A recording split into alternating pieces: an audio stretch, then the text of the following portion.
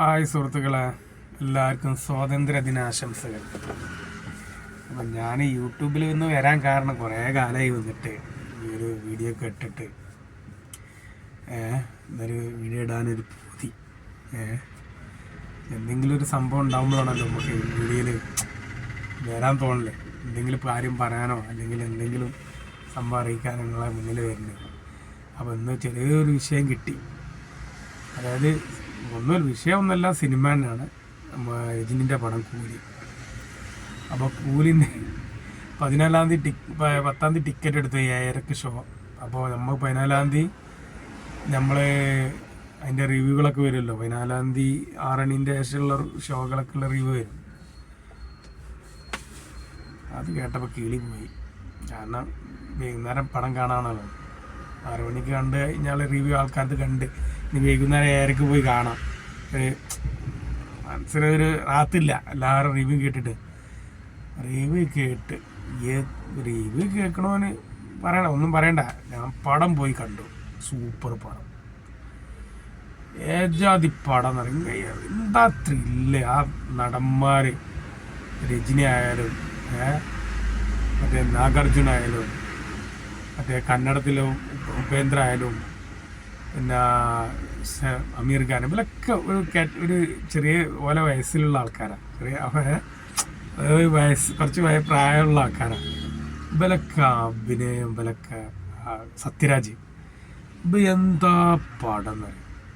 ഈ പടത്തിനാണ് ഇവർ ഇങ്ങനെയൊക്കെ വളരെ മോശം ലാഗ്.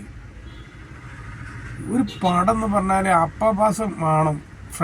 ഫ്രണ്ട് നൻപൻ തമ്മിലുള്ള ബന്ധം അതുണ്ട് കാണിക്കുന്നത്. എല്ലാം ഇതൊക്കെ പടം എന്ന് പറഞ്ഞാൽ പിന്നെ എങ്ങനെ അത് കാണിക്കാൻ പറ്റുക? പടം അങ്ങനെ തന്നെ അല്ലേ? എല്ലാ പടത്തിലും അങ്ങനെ ഉണ്ട്. എന്താണ് ഫാമിലിയായി ബന്ധമായിട്ടുള്ള പടങ്ങൾ എന്തായാലും ഉണ്ട്. അല്ലാതെ പിന്നെ മൃഗങ്ങൾ വെച്ച് കാണുന്നു. മൃഗങ്ങൾക്കും ഉണ്ട് ഫാമിലി. മനുഷ്യന്മാരാകുമ്പോൾ ഫാമിലി ഇതൊക്കെ ഒരു ലാഗും ഇല്ല, ഒന്നുമില്ല. അടിപൊളി പടം, ക്രിഞ്ച് പടം, നല്ല ഇൻട്രസ്റ്റ് പടം. ഇവർ രാവിലെ വന്ന് ഉറക്കമില്ലാതെ കണ്ട് തിയേറ്ററിൽ ഇറങ്ങി നേരം വെക്കുമ്പോൾ വെച്ച് ഫേമസ് ആവാനും പിന്നെ യൂട്യൂബിൽ വന്നുകാണ്ട് ബല പടത്തിനെ കുറിച്ച് വേണ്ടാത്തത് പറയാനുമാണ് ഓരോരുത്തർ വരുന്നത്. ഇവർ അത് കൽപ്പിച്ചിട്ട് വരുന്ന കാര്യമാണ്. ഇവരെ ഫുള്ള് റിവ്യൂ കണ്ടാൽ തന്നെ അറിയാം. മറ്റുള്ളവരെ നീ ഇരിക്കാൻ അയക്കരുതെന്നുള്ള, ടിക്കറ്റ് നീ അടുത്ത ഷോക്ക് നീ ഇരിക്കാൻ അയക്കരുതെന്നുള്ള കോലത്തിലുള്ള സംസാരം. ഒരാൾ റിവ്യൂ പറഞ്ഞാൽ അതേമാതിരി തന്നെ മറ്റാൾ പറയും. ഓൻ്റെ അഭിപ്രായമല്ല, മറ്റോ റിവ്യൂ പറയേണ്ടത് അതേമാതിരി തന്നെയാണ് ഇവനും പോയി പറയുന്നത്. പടം പോരാ, അതാണ് ഇതാണ്. ഇനിയിപ്പോൾ ഞാനായിട്ട് പറയാനും മോശമായാലും വെച്ചിട്ട് തമിഴന്മാരും അവിടെ അങ്ങനെ തന്നെ. തമിഴന്മാരും 6 മണിക്ക് പോയി ആ ഷോ ഉറക്കുമില്ല, എന്നിട്ട് അവിടെ പോയി കാണാൻ ഒരു പടം പോരാ. ഇതൊക്കെ റിലാക്സ് ചെയ്ത് കാണണം പോലെ. ഇതൊക്കെ ഒരു എൻ്റർടൈൻമെൻറ്റ് എന്ന് പറഞ്ഞാൽ, അതായത് ശരീരം മുഷിഞ്ഞാറാൽ ക്ഷീണിച്ചിട്ടും കാണുന്ന പടമില്ല.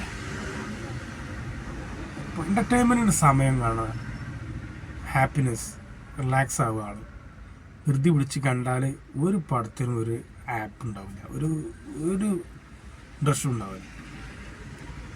ഈ 6 മണിയിലെ ഷോ തന്നെ മാറ്റം. അതുകൊണ്ടൊക്കെ തന്നെയാണ് ഈ പടങ്ങളൊക്കെ ഈ ഉറങ്ങാതെയും പടം ശരിക്കും കാണാതെയും വരുന്നവരാണ് റിവ്യൂ പറയുന്നത്. അത് കേട്ടുകാണ്ട് പിന്നെ മറ്റുള്ളവർ ടിക്കറ്റ് എടുക്കാതെയാവും. അപ്പം ഞാൻ പറഞ്ഞു വന്നത്, നമ്മളാരും പടം റിവ്യൂ കണ്ട് വിലയിരുത്തരുത്. ഒരു റിവ്യൂ ചെയ്യുന്ന ആൾക്കാരതും വിലയിരുത്തരുത്. കുറേ ആൾക്കാരുണ്ടല്ലോ റിവ്യൂ ചെയ്യാൻ. അതേമാതിരി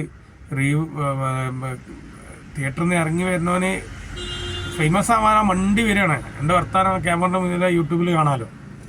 അത് വെച്ചിട്ട് പാഞ്ഞു വന്നുകാണ്ട് പല കഞ്ചി പറഞ്ഞുകൊണ്ട് അവനക്ക് പടത്തിനെ പറ്റി ഒന്നും അറിയില്ല. അങ്ങാണ്ടായിരുന്നു. അപ്പോൾ അങ്ങനെയൊക്കെയാണ് സംഭവം. നമ്മൾ കണ്ടു, എനിക്കിഷ്ടപ്പെട്ടു. എൻ്റെ സുഹൃത്ത് ഒപ്പന ഉണ്ടായിരുന്നു.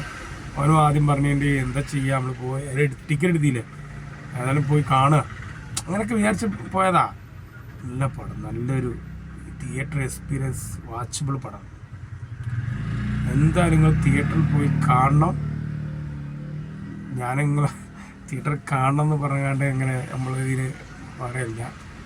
നിങ്ങൾക്ക് ഞാൻ എൻ്റെ ഒരു അഭിപ്രായം പറഞ്ഞു, നിങ്ങൾ കാണാൻ നിങ്ങളെ മനസ്സിലെങ്ങനെ തോന്നും അനുസരിച്ച് പോയി കാണണം. എല്ലാവർക്കും ഒരേ ഇത് കിട്ടണമെന്നില്ല. അപ്പോൾ അതുകൊണ്ട് നമ്മൾ കണ്ടു. എല്ലാവർക്കും സ്വാതന്ത്ര്യ ദിനാശംസകളോടുകൂടി എൻ്റെ അഭിപ്രായം ഞാൻ നിർത്തണം. ഇൻഷാ അല്ലാഹ്. ഓക്കെ, എല്ലാവരും